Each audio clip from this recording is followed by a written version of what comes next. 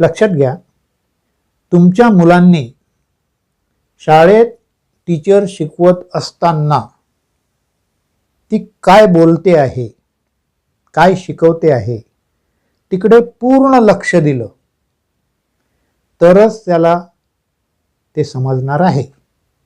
आणि स्वतःचा अभ्यास करत असताना त्याने तो जे वाचतोय किंवा तो जे लिहितो आहे त्याच्यावरती पूर्ण फोकस झाला तरच त्याला ते समजणार आहे.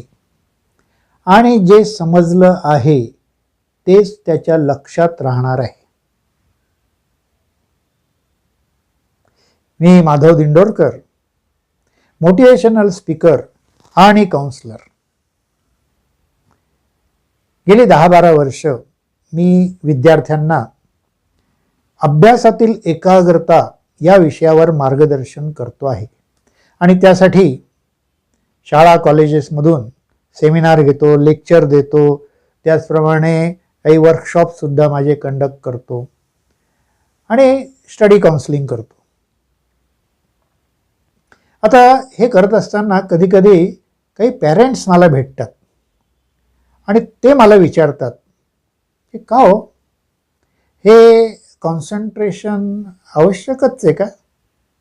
म्हणजे समजा नसेल कॉन्सन्ट्रेशन तर काय बिघडतं?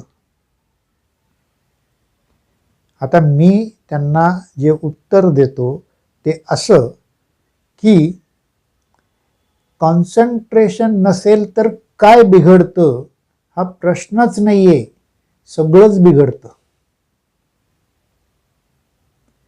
आता याचं कारण काय की जर कॉन्सन्ट्रेशन नसेल तर शिकण्याची जी मेंदूची प्रोसेस आहे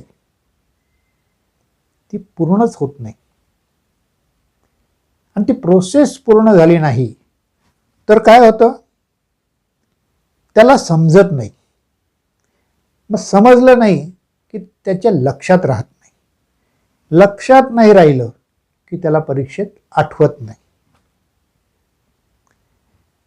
आता ही जी प्रोसेस आहे त्याच्यावरून मला एक गोष्ट आठवली की तुम्ही घरामध्ये भात शिजवतात, बरोबर आहे? तो शिजवण्यासाठी तुम्ही एक प्रोसेस फॉलो करतात. म्हणजे आधी तांदूळ व्यवस्थित धुवून घेतात, त्यानंतर ते कुकरमध्ये टाकतात, त्याच्यात योग्य प्रमाणात पाणी टाकतात, मग झाकण बसवतात, मग त्याच्यावर शिट्टी बसवतात, मग ते कुकर गॅसवर ठेवतात, मग गॅस ऑन करतात आणि मग 3 शिट्ट्या झाल्या की तुम्ही गॅस बंद करतात. मग लगेच उघडून बघतात का? नाही, तुम्ही थोड्या वेळ थांबतात. ती प्रोसेस पूर्ण झाली पाहिजे ना. आणि मग थोड्या वेळानंतर तुम्ही ते झाकण उघडतात. तुम्हाला पांढरा शुभ्र छान असा वाफाळलेला भात खायला मिळतो. पण इमॅजिन करा, यातली एखादी प्रोसेस तुम्ही केलीच नाही किंवा चुकीची केली तर एक तर भात जळून जाईल किंवा भात शिजणार नाही, काय बऱ्याच गोष्टी होतात. म्हणजे सगळी प्रोसेस तुम्ही फॉलो करतात. तसंच मेंदूला जर लक्षात ठेवायचं असेल तर समजणं ही पहिली स्टेप पूर्ण करणं आवश्यक आहे.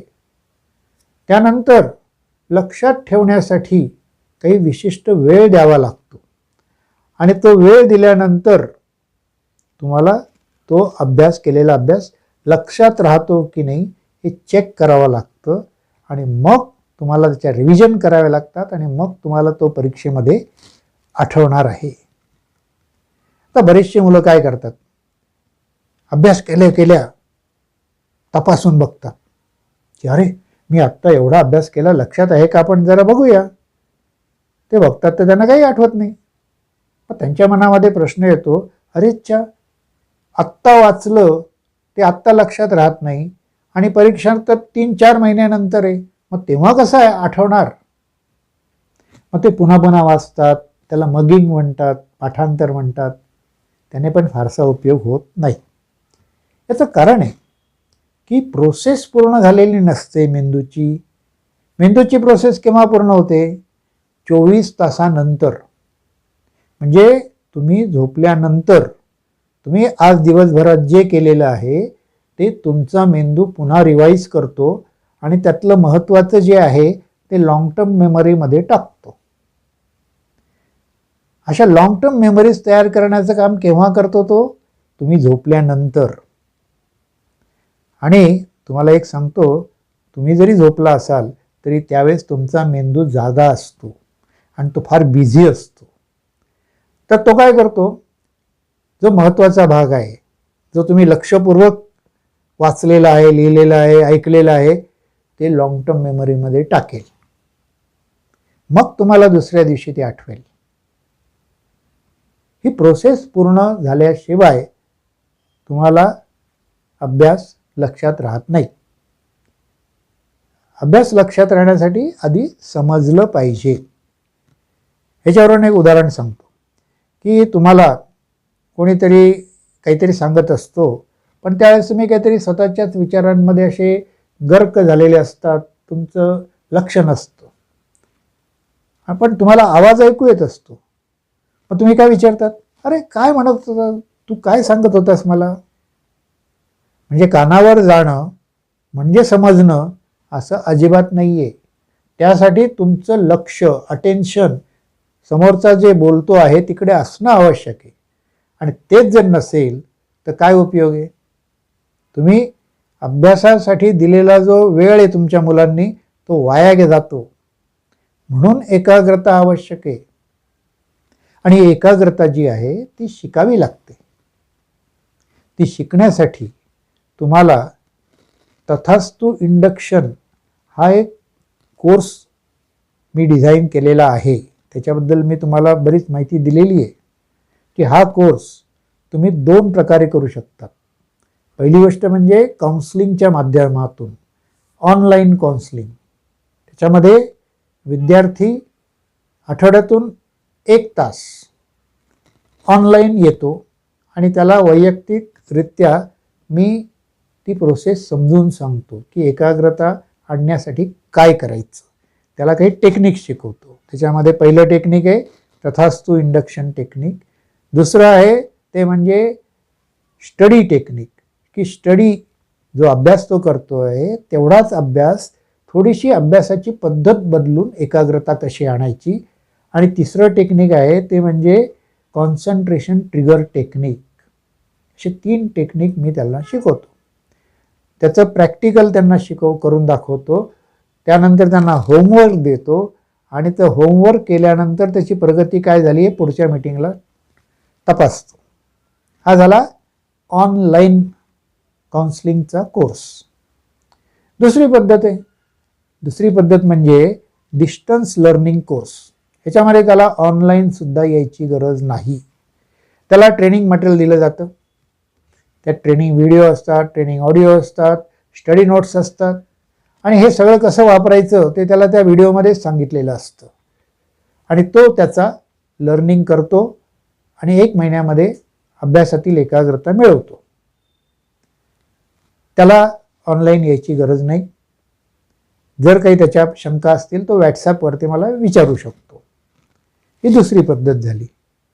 आता तुमचा मुलगा सेल्फ लर्नर असेल तर डिस्टन्स लर्निंग पद्धतीने आरामशीर चांगलं शिकू शकतो. पण सेल्फ लर्नर नसेल तर मात्र पर्सनल गायडन्स त्याला आवश्यक असतो आणि त्यासाठी ऑनलाईन काउन्सलिंग योग्य ठरतं. तुमचा निर्णय आहे की तुम्ही कोणत्या प्रकारे त्याला ते शिकवायचं आहे.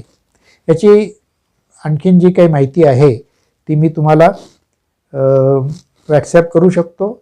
फक्त तुम्ही खाली कॉमेंट बॉक्समध्ये तुमचा व्हॉट्सॲप नंबर द्या आणि तुमचा इंटरेस्ट कळवा.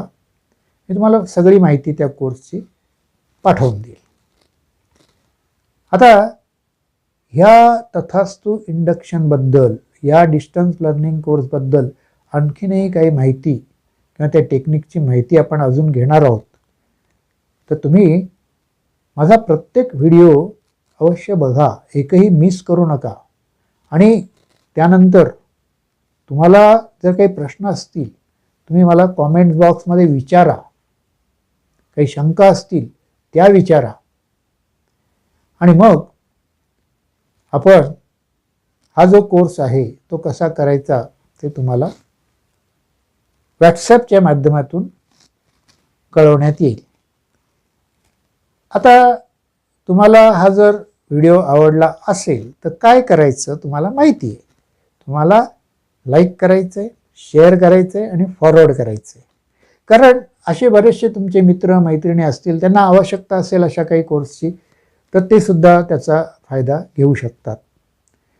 दुसरी गोष्ट अशी की चॅनलला सबस्क्राईब करा आणि ते जे बेल आयकॉन आहे ते ऑन ठेवा.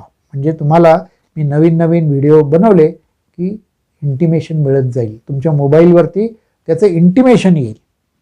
तर त्यासाठी तुम्ही तो जो आयकॉन आहे, बेल आयकॉन, बेलचं असं एक छोटंसं आयकॉन आहे, तो तुम्ही प्रेस करा. तर मग अशाच काही व्हिडिओमधून आपण आणखीन काही माहिती घेणार आहोत. या व्हिडिओमध्ये आपण इथंच थांबूया. भेटूया पुढील व्हिडिओमध्ये. तोपर्यंत धन्यवाद.